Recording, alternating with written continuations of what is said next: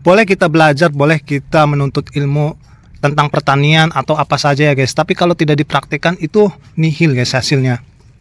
Hal yang utama adalah ketika kita belajar adalah mempraktekannya untuk diri kita sendiri dulu, jangan untuk orang lain.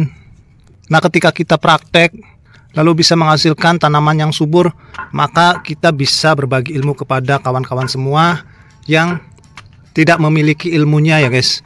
Maka kita boleh sharing-sharing. Saya heran dengan orang yang belajar teori di YouTube. Ilmu sebanyak apapun kalau kita tidak praktik, kita tidak akan tahu ya guys.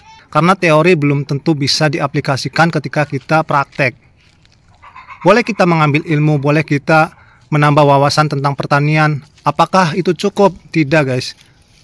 Yang membuat itu cukup adalah kita belajar lalu praktek, belajar lalu praktek seperti itu. Kita akan tahu bahwa pupuk-pupuk yang kita bikin atau yang dibeli di pasaran ya guys, itu kita akan tahu bagaimana bisa menyuburkan atau tidak bisa menyuburkan tanaman. Ya walaupun ilmu penting, tapi kalau tidak diiringi praktek itu juga sama dengan bohong. Kalian-kalian ya yang menonton channel ini jangan tersinggung. Bagi orang yang menonton ilmu di YouTube maupun di buku-buku yang ada di Indonesia ataupun yang ada di luar negeri, tapi dia hanya belajar, maka dia akan iri ya guys dengan hasil yang ada pada tanaman-tanaman atau kebun-kebun yang ada di pinggir tetangga kita ataupun kebun-kebun yang sudah berbuah di dalam channel-channel orang. Itu akan iri ya guys. Kalau kita praktek cepat, kita eksekusi, maka kita tahu hasilnya, kita pun akan mendapatkan manfaat dari tanaman itu, dan kita akan senang melihat tanaman-tanaman yang subur, tanaman-tanaman yang berbuah lebat.